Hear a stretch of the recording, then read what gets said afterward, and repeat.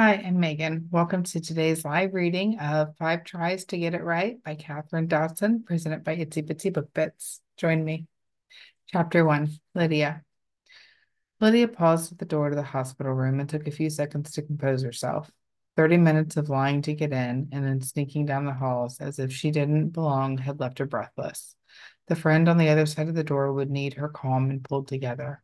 She peeked around the corner, seeing Kate, her dark hair splayed against the stark white hospital bed, IV attached to her arm, wrecked Lydia. She would not lose one more person she loved. Not like this. She crept into the room. Kate's eyes stayed closed, and Lydia hoped she slept. Dark circles remained visible despite the obvious layer of concealer. Only Kate would arrive at a hospital with a full face of perfectly applied makeup, except for the red-orange smudges around her mouth. Cocoa by Chanel, Kate's signature lipstick. Kate's eyes opened. Mahogany wells bored into Lydia. How did you get in here? I told them I was your sister, and I'm pretty sure they asked you about it, so it shouldn't be a surprise, Lydia said. The indignation in Kate's scratchy voice had hurt, but Lydia had a job to do. I wanted to be left alone. Kate looked toward the far wall, where two large windows looked out over Malibu and the Santa Monica Mountains. Her voice projected anger, but the tears forming in her eyes gave her away. Why did you do it? Lydia barely kept the pain from her own voice. You can't kill yourself. How did you find out? Mitch called. He called me after he called the paramedics. Lydia watched Kate's eyes drop at the mention of her ex-husband. Crimson rose on her cheeks, making her look more alive than ever. Thank God. Did he tell you? Kate looked up, her gaze searing into Lydia's. That Hadley is pregnant? Yes, he told me. Mitch and Kate had divorced a year earlier. 6 months ago, Mitch married Hadley, and now they're starting a family. That can't be why you did this. You didn't even want kids. Well, neither did he back in the day. Kate practically spat the words. So you thought you'd attempt suicide because your ex-husband is happy? The words sounded mean, but Lydia needed to understand the why behind the situation. The Kate she knew, had known for 40 years, would never have done this. Well, that was just the latest bit of bad news on a shitty day that capped off a shitty month, a shitty year. Hell, it's all been downhill.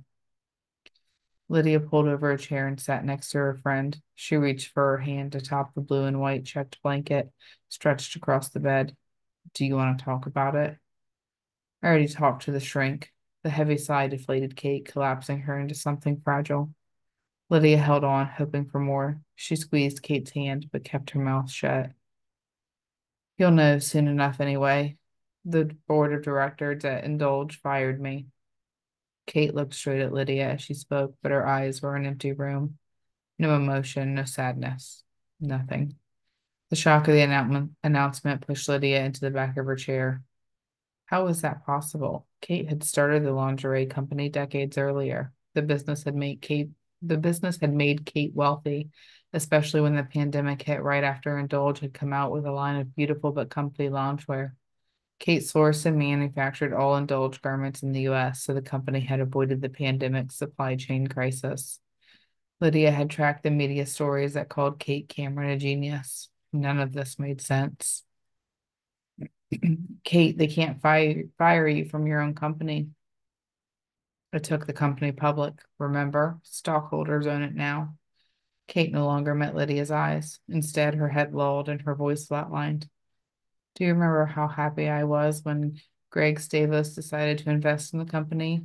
Well, he staged a coup. He said the company needed to go in another direction.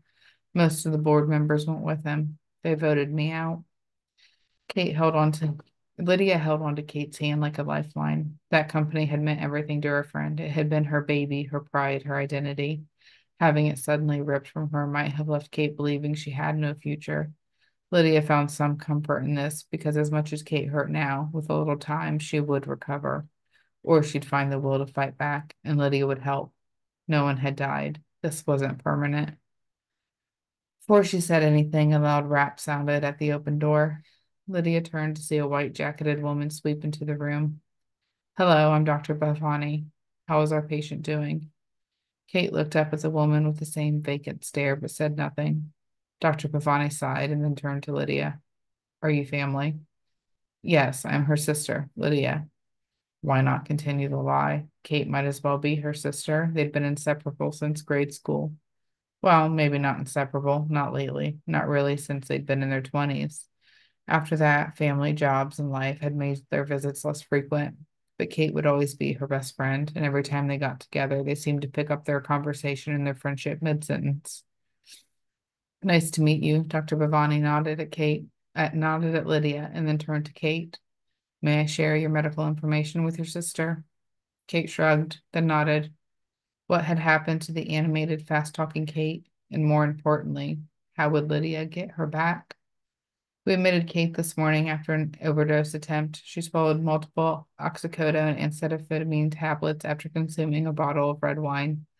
Fortunately, paramedics arrived before the tablets dissolved. She was administered naloxone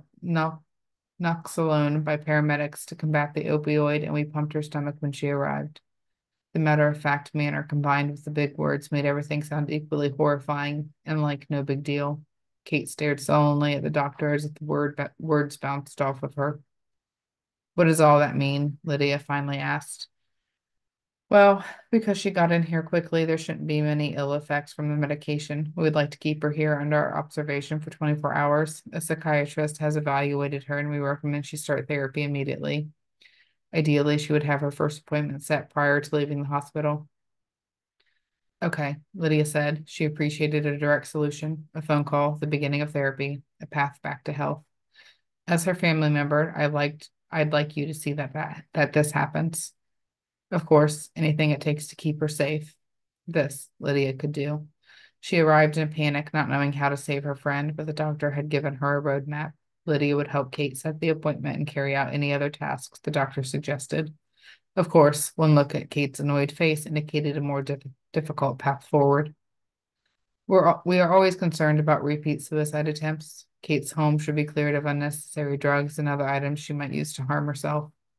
Kate crossed her arms and exhaled. The doctor lifted an eyebrow at Kate's angry stare. Lydia needed to tamp down the tension between these two. I'm sure this was a one-time thing. Kate received some terrible news this week and struggled to get beyond it. I'll do anything I can to help. And just like that, Lydia had someone to take care of again, right when she really needed it. The doctor exited the room, leaving Lydia with a sheaf of documents on resources and instructions. Kate pulled her blanket up to her chin and closed her eyes. Are you feeling okay? Can I get you anything? Lydia asked. I want you to leave me alone. I want everyone to leave me alone. Then, in a smaller voice, I want to go home. Everything's going to be all right, Lydia almost cooed, as if Kate had transformed from grown-up to child. Taking care of Kate might be a new role for Lydia. She'd have to bring the perseverance she'd brought to other challenges. She had to. She loved Kate. Kate had always seemed the more mature of the two, even though Lydia was a few months older. Kate got her driver's license first, had sex first, went to graduate school, started a company. Hell, her life was totally put together compared with Lydia's. Now Lydia needed to step up. Nothing's going to be all right, ever. A flash of the old Kate lit the room, angry, bossy, but the empty, hollowed-out look in her eyes was brand new. You can get through this. I'll help. Lydia patted Kate's arms. Just leave. Kate's tone had a coldness Lydia hadn't expected. No, not when she had a job to do. She'd hold out until the bitchy Kate retreated. Well, look who decided to finally grow a spine.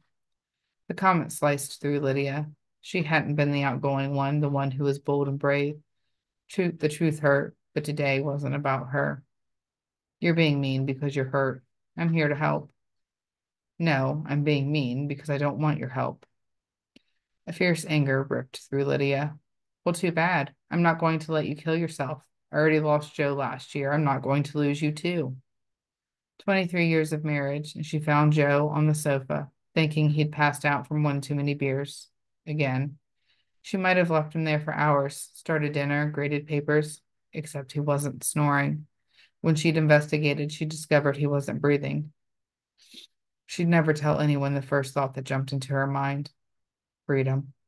She'd quit her job teaching school the following week, Instead of long days melding into longer weeks, months, and years until she'd die, she could start over. Her life didn't have to be boring. It could be wonderful, the way she thought Kate's was.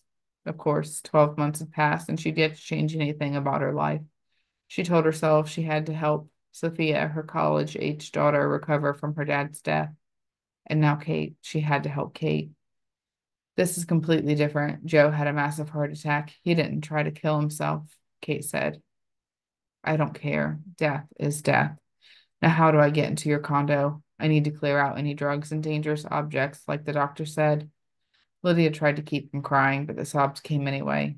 Great, gulping, ugly sobs took over. How would she deal with Kate trying to kill herself? The panic of learning about her friend's hospitalization and the rush to help had subsided, but it left Lydia with the full force of what Kate had tried to do. She sank back into the chair and let herself cry. She couldn't look at Kate. Her tears felt selfish. She should be here for her friend, not have her own breakdown. But she'd barely held it together lately. Joe had died. Sophie had gone to college, and Lydia had retired, all in just over a year. She thought she'd finally have freedom, but now spent each lonely day in a dumpy house, afraid of moving in any direction at all. She thought without Joe stuck to the sofa and a job to tie her down, she'd transform into the person she always imagined she'd be. But somehow she'd gotten stuck herself, not sure what to do next, how to take that first step into the rest of her life. She hadn't changed into someone better, only now she was lonely as well as disappointed.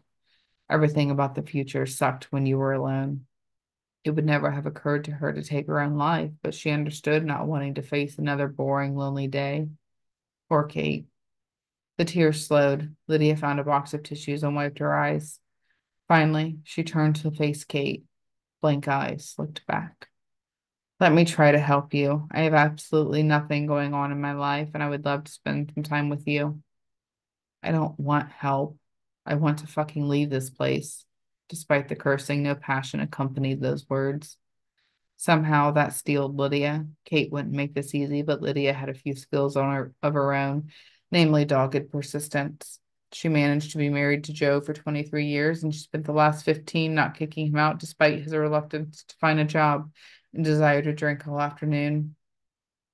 Plus, she'd learned a bevy of skills for dealing with the unruly people over decades as a school teacher. She'd find a way to handle Kate, too.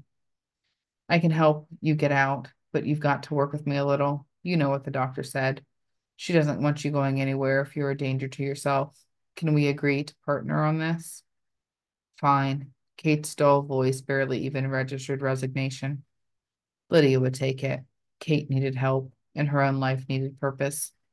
They'd get through this together.